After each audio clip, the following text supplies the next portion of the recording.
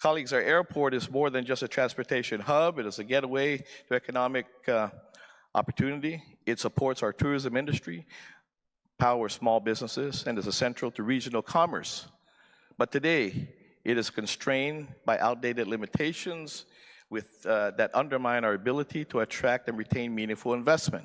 Bill 67 would let the airport offer lease terms up to 50 years to adopt more flexible procurement practices. Lujan says this is key to attracting investors, from airlines that want to build hangars to companies looking to avoid tariffs by assembling goods on Guam. But the bill faced a series of amendments aimed at tightening oversight, all which failed. Senator Therese Terlahi tried to reinsert Guam's procurement law, known as Chapter 5, to ensure deals are made with transparency. This bill exempts the airport authority currently from the procurement law in Chapter 5, 5127, which is the how do you get leases over 15 years, and exempts them from all of these other laws. So my amendment is to put back in Chapter 5, the procurement law.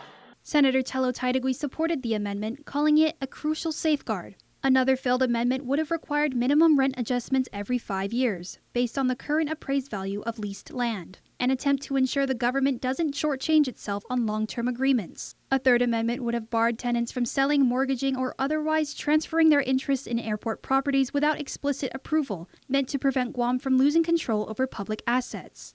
This is very proper, and to ensure that, we don't give away the store. This at least would be acceptable considering, they want to bypass procurement, that something like this is to protect the people's interests, the people's property. It's not the airport's property. It's entrusted into the airport, but it's the people's property. Terlahi's final amendment would have required all lease agreements to be executed by the governor, attested by the lieutenant governor, and approved by the attorney general, another safeguard that ultimately failed. I just think this is a big investment by the people of Guam. We don't need to waive every single law to get economy on Guam, to get business investments. Lujan, however, says these amendments would reimpose the very red tape he believes has held Guam back for years. GIA already has the safeguards in place. It has its own boards and internal procurement policies that are reviewed, audited, and approved.